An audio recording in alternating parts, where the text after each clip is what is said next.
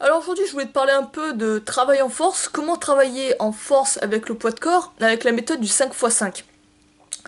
Donc c'est une méthode qui est surtout utilisée dans la musculation classique, c'est surtout ceux qui vont être dans le travail en force, donc à la style powerlifter, à la style peut-être haltérophile, mais je crois que c'est plus chez les power que tu vas voir ça.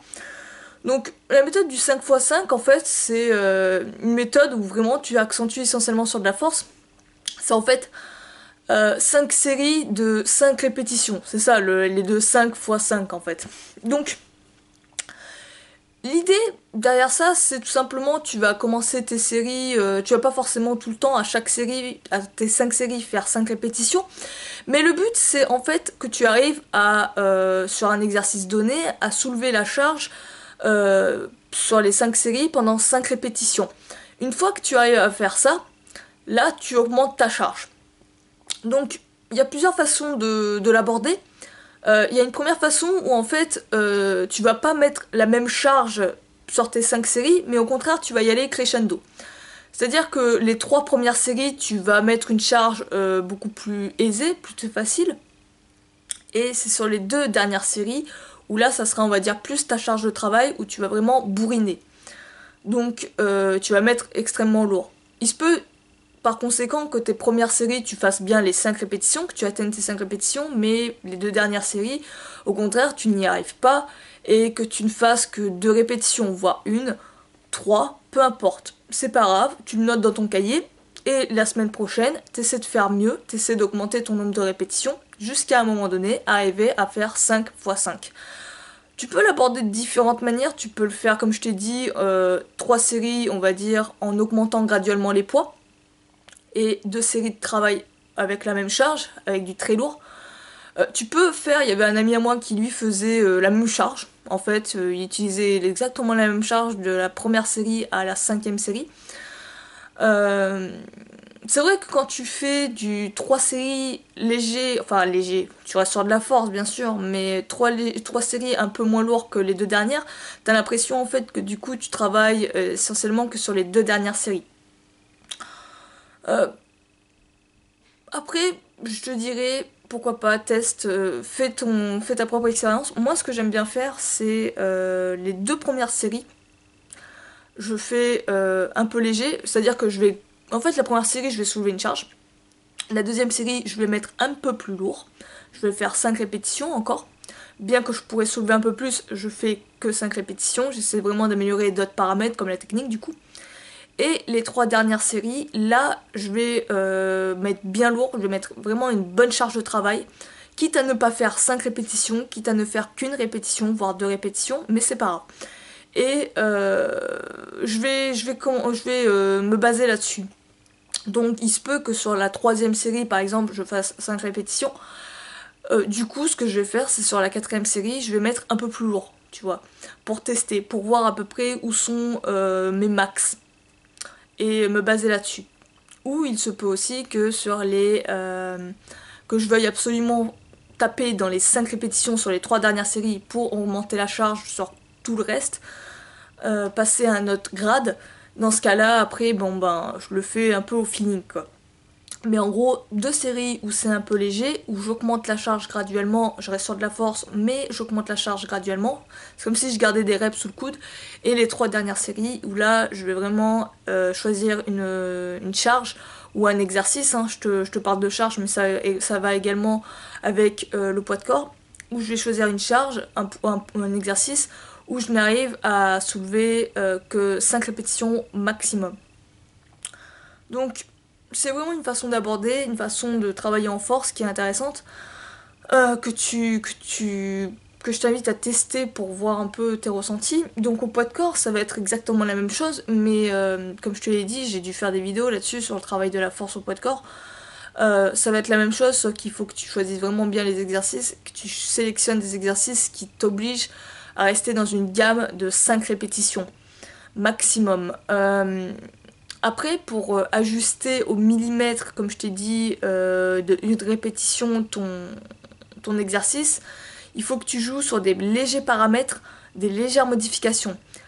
Si tu passes sur un exercice, une étape suivante ça peut être trop avancé et tu risques au contraire de faire peut-être qu'une répétition, voire même ne pas y arriver. Donc là, c'est vraiment on va dire, des gaps très légers, quoi.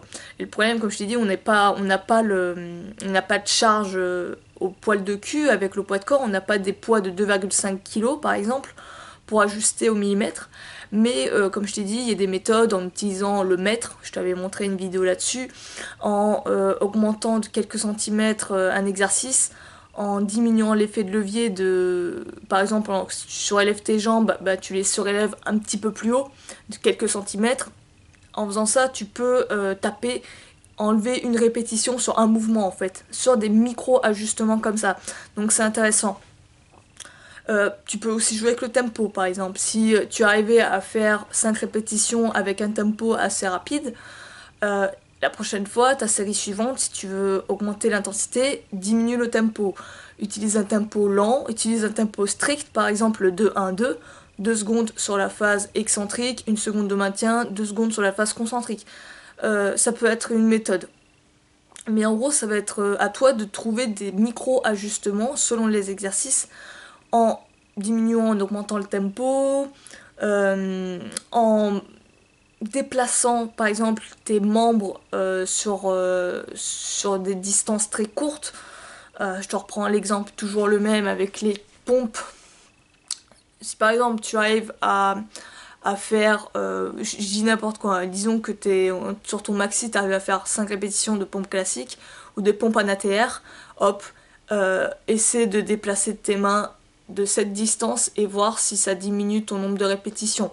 Et en faisant ça, tu seras fixé pour voir si tu as augmenté en intensité. Si c'est pas assez, tu rapproches encore. Tu verras qu'à un moment donné, ça va être beaucoup plus intense que lorsque tu avais les mains de ce côté-là. Donc vois ça comme des ajouts de micro-poids à la barre, des ajouts vraiment très minuscules au millimètre, au gramme près en fait. Vois ça comme ça, juste en déplaçant parfois tes mains, tes membres. Donc tu vois, il y a plein de manières de s'amuser avec le poids de corps. Mais la clé pour vraiment utiliser cette technique, c'est vraiment de sélectionner des exercices sur lesquels tu n'arrives pas à aller au-delà de 5 répétitions. Donc après, tu peux aborder la façon de voir les choses de Pavel. Pavel Tsatsouline, lui, conseille de garder quand même, de jamais aller à son maxi, c'est-à-dire pas aller jusqu'à que tu n'arrives plus à aller au-delà de 5, mais au contraire, sélectionner un poids sur lequel tu as quand même 2 répétitions sous le coude. Tu vois, si tu te poussais vraiment, tu pourrais faire 6 ou 7 répétitions. Donc ça peut être intéressant avec le poids de corps, parce que ça permet vraiment d'adapter ça au poids de corps. Vu qu'on peut pas être très précis, ça permet quand même de travailler la force et d'avoir des résultats, même si on n'est pas vraiment sur le maxi 100%, quoi. Donc tu vois, après t'as de quoi faire en fait, mais n'hésite pas à abuser de ça quand tu es au poids de corps, n'hésite pas à travailler justement en force lorsque tu n'as pas forcément de charge avec toi. Ça ne peut que t'apporter des bénéfices sur l'entraînement en général, sur tes performances et tout. Et ce n'est pas parce que tu n'as pas accès à une salle de muscu que tu peux vraiment pas travailler en force et que tu ne peux pas travailler, on va dire, à la manière un peu powerlifter.